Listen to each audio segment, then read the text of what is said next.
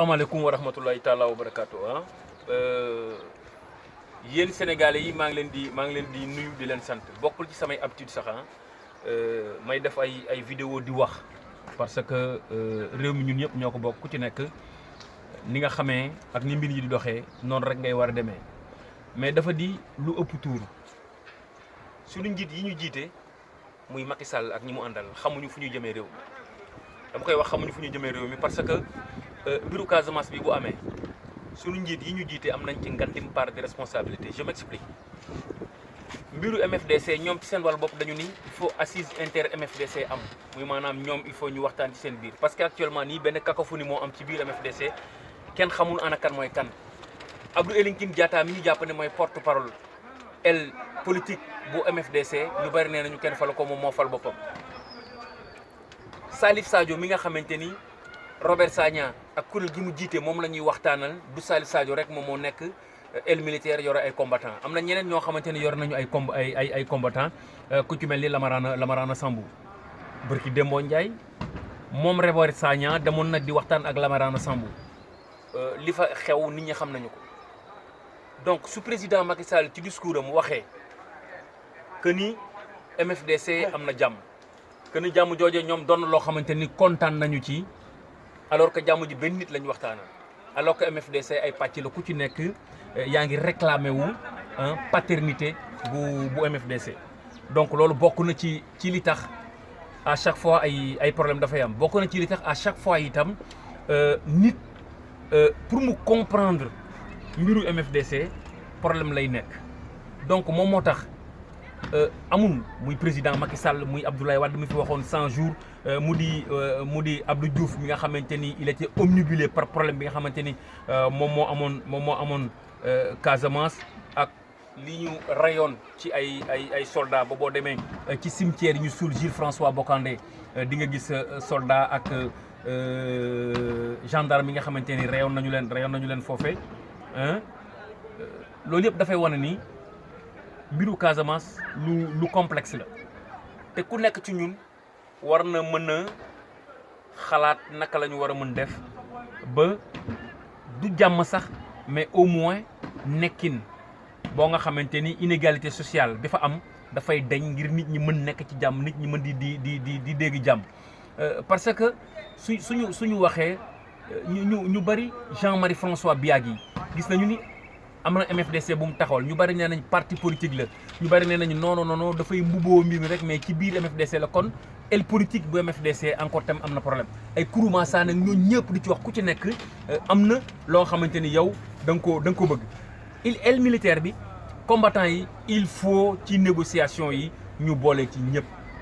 bañ a xeeb kenn xam nga donc frustration bu amee rek problème dafay am mooy li xew bërki Dembo Ndiaye fukki sénégalais ak ñett ñu rey leen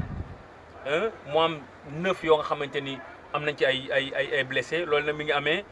ca Bourafay Baynou ku mi ngi nekk ci commune bu Missirah non commune bu Niassia commune bu Niassia digganteem ak Ziguinchor mi ngi toll ci 7 kilomètres mi ngi nekk ci yoonu fi nga xamante ni moom moo di Oussouye te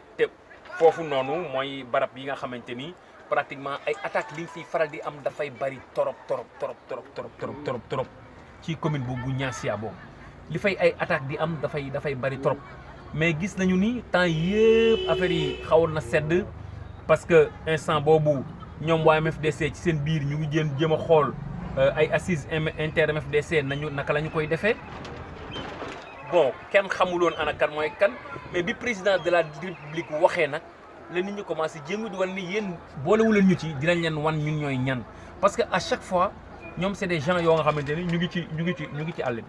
ngi ci àll bi bon am na ay seeni manifestation traditionnelle yoo xamante ni bu amee ñoom ñëpp dañuy ñëw ci biir dëkk bi di waxtaan ak waa dëkk bi mais li wér te wóor moom moo di ni démarche bi président di jël war na ko mun xoolaat ci mbiru MFDC parce que nekkul ne rek benn nit la ñuy waxal le problème majeur bu Casamance Robert Sagna la c'est le problème Robert Sagna ak kuréelam bi c'est le problème de la Casamance nañ ko wax parce que munloo problème am nga ne da ngay wax ak benn nit bàyyi ñeneen ñi même boo d'accord ak benn nit ñi ñeneen ñi ci des dañ ciy gis seen bopp te bu ñu gis seen bopp mën na am leneen lu ñuy def donc il faut ñu xam raison garder problème boo xamante ni simple ni ko nit ñi di waxee yaakaar ni noonu la simple problème la boo xamante ni weesu na fii donc ñi nga xamante ni ñoom ñu nekk ci aile militaire moo xam bi ko Sidi Badji taxawalee am na ñu bari ñu ci nekkoon mais bi Sidi Badji gaañoo ku ci nekk da nga ber sa yoonu bopp parce que tu t'es dit que ni keneen ki war laa mën a jiite yow yaa mën a jiite kuréel gi loolu moo tax moom ay pàcc yu bari yoo xamante ne am na et puis am na ci ay entreprise yoo nga xamante ni itam nañ ko wax ñoom ñooy dooleel waa MFDC ñoom ñoo leen di dooleel du ma tudd benn turu entreprise mais am na ci naar boo nga xamante ni libanais la Sénégal la nekk ay doomam ñoo jiite entreprise bi mais mooy doté la rébellion de carburant moo tax moom amul problème mais am na beneen entreprise boo nga xamante ni mi ngi liggéey ci tali bi mais entreprise boobu ñooñ dañoo am problème parfois dañuy ñëw ñi leen liggéey bi du yegg fii mais zircon bi nit ñi ñu ngi koy wax am nga lu ci xew lan moo tax yooyu yëpp nit ñi mënuñu ko leeral cela veut dire que ni dafay am ay affaires yu ndawaan yoo nga xamante ni daf ci laxasu te nit ñi mënuñu ko comprendre parce que même aile militaire bi ak entreprise boobu may wax am na ci ay rébellions yu liggéey Bassène par exemple du ma wax turam sant bi rek lay wax mais Bassène mi ngi ciy liggéey mais Bassène ku ko gënoon a hostile ci mbiru Casamance amul woon mais depuis mu commencé liggéey ba foofu ceebam commencé tooy dafa daal di noppi xam nga mais gouvernement bi am na ay rebelles yoo xamante ni jàppoon nañu leen ñaar bàyyi nañu leen quelque temps après affaire bi am xam nga Abdou Elinkine Diatta qui se dit porte-parole nee na moom affaire bi bu ñu wax MFDC mën na nekk ay bandits effectivement loolu itam mën nañ ko xalaat donc quand il dit que ni ñu ngi naan MFDC alors que mën na bañ a nekk waa MFD est-ce que waa MFDC la ah loolu ça mérite réflexion président est-ce que il est très bien renseigné par rapport ak li xew au niveau de la Casamance est-ce que le président par rapport ak les conseils des ministres délocalisés yi ñu defoon nombre de milliards yi ñu waxoon dañ koy def Ziguinchor nombre de milliards yi ñu waxoon dañ koy def Ziguinchor est-ce que milliards yooyu def nañu ko Ziguinchor parce que bu ñu xoolee Ziguinchor moo nekkoon 3e ville en 2012 28 juin 2012 lañ ko ameeloon on avait parlé foofu de 360 milliards 2012 ak léegi moom la ñu waxoon ne dañ koy def ci région naturelle bu Casamance est-ce que def nañu ko ci d'accord mën nañu def nañ ko ci parce que mën nañu xool diggante mandat ba ngay weesu Diaoubé bay dugg Kolda defar nañu ko li des mu yegg Kolda bariwul xam nga am na yeneen dëkk yoo xamante ne ñu ngi koy defar Dabo Fafakuru ci àll bi ngay jaar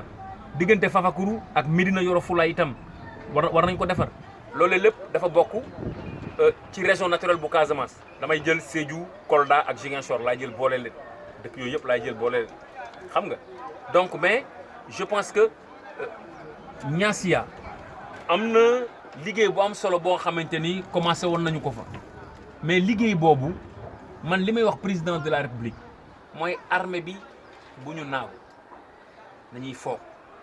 armée bi bu ñu naagu parce que lii yëpp li koy waral moom moo di ni gaañ yi dañuy naan tekk ba affaire yëpp ni tekk ba ñu bari yaakaar ni affaire yi am na ñu xeet rek dal ci kaw nit ñi barki demoo Njaay am na ay song yoo xamante ne amoon na ñu am ay nit ñu dogale ñu ne coupeur de route yi la coupeur de route yi ñii mën nañu wax aussi tamit que ni coupeur de route yi la mën nañu ko wax mais kenn mënu laa wax kan moo def affaire bi mais li wér te wóor moom moo di ni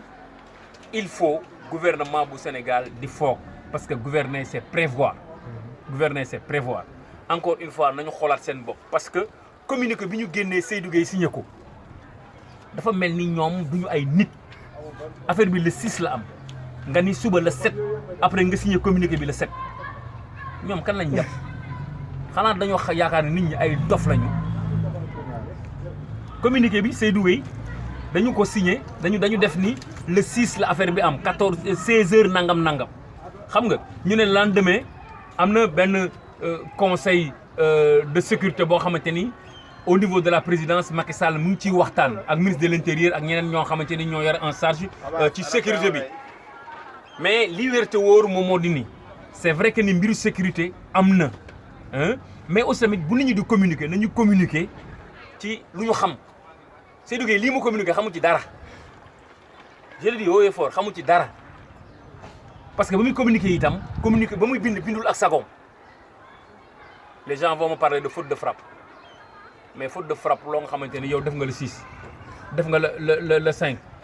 def nga le 6 def le 7 gars yi dañuy dem nga signé communiqué bi le 7 maanaam communiqué bi bañ koy wax nañ ko te fekk jour ba ñëwagul ñii kan lañ yàpp donc je pense que mbiru Casamance war nañ ci mën tey li ci nit ñi xam bari nañ am na ñoo xamante ni c'est des journalistes mais nanguwu ñoo wax ci mbiru Casamance parce que liñ ci xam dafa bari Ibrahima Gassama doo leen ko dégg mu sori ci mbiru Casamance il était à Sud FM léegi Zig FM bi nekk Ziguinchor moom mooy directeur bi Léopold Tamba qui était à Walf qui est maintenant à la Sen TV nekk fii à Dakar il s'y connaît mais kenn du ko dégg mu wax Mamadou Papo Mané bi nekk Walf kenn du ko dégg mu wax ci mbir mi ak ñeneen Abdoulaye Sambou Ziguinchor te mu nekkoon RFM c'est-à-dire c'est des gens yoo xamante ne li ñu xam bari na mais Macky Sall bu bëggee mbiru Casamance mu réglé ko na bàyyi monsieur Casamance yi Robert Sagna ay Goudiaby ay ñaan nañu leen bàyyi te moom mu jéem a xool naka la war mën a def gouverneur ak préfet yi fa nekk xam nañu situation bi ñu indi leen toog waxtaan ak ñoom gouverneur ak préfet yi mën nañ dugg ci biir àll bi gis militaires yi ñi jiite les combattants ñoom ñëpp ñu dajal leen waxtaan assise inter MFDC il faut mu am ba ñu xam ana kan mooy kan ak ñan ñooy interlocuteur waa MFDC ba pare état bu Sénégal soog cee mën a dugg tant que loolu amul le problème restera entier j'ai parlé et je continuerai à parler